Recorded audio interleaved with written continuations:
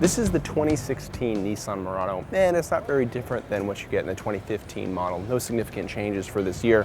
But the big story with this car is that if you want to compete in this sort of mid-size SUV segment, the way to make yourself different is to make yourself look different, and that's what Nissan's done with the Murano. They've really taken an aggressive stance with design and styling to try to make this thing stand out against the crowd of other crossovers. You have your typical crossover traits. You have a power folding liftgate, if I can find the button. There's a lot of cargo capacity in here. And the rear seats, the second row seats, fold almost entirely flat, opening up a lot of space should you need it. There we go.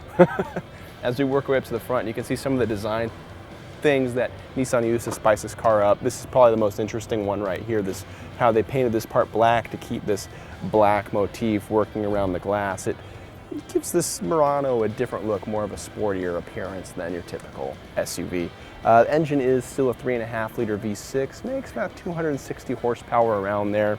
You can get all-wheel drive and so on and so forth. The transmission is a continuously variable transmission, a CVT, and Edmunds, gave this car a B rating in its road test, and so it means it's a competent, above-average performer, but doesn't really necessarily change the segment.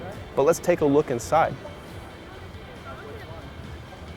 The first thing you notice when you hop inside the Murano is that sort of focus on design continues with this trim that is on the center console, on the armrests even, and goes around the entire, almost the entire interior. The feel is okay. It kind of feels a little plasticky, but it looks much nicer than it feels. And that's kind of what's important. Seat heating and cooling is very nice. Let's see if we fire up the instruments here. 2 analog gauges on the outside, a center digital display, which is nice, gives you a lot of information there. Then we have Nissan's Infotainment System here, which works pretty quick. We haven't reported, there we go. Works pretty quick. We haven't had a lot to complain about with this system. And the display is sharp and easy to read.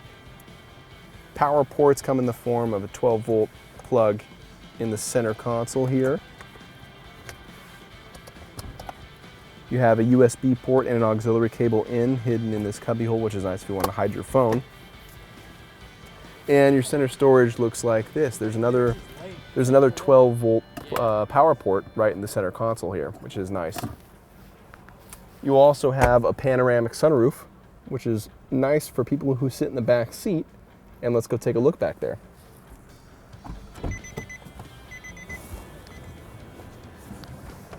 You have heated seats back here, which is nice, an additional USB power port, which is great for powering your devices. Vents for the back passengers, which is also a really nice gesture too. You also have more of that material on the door panel here.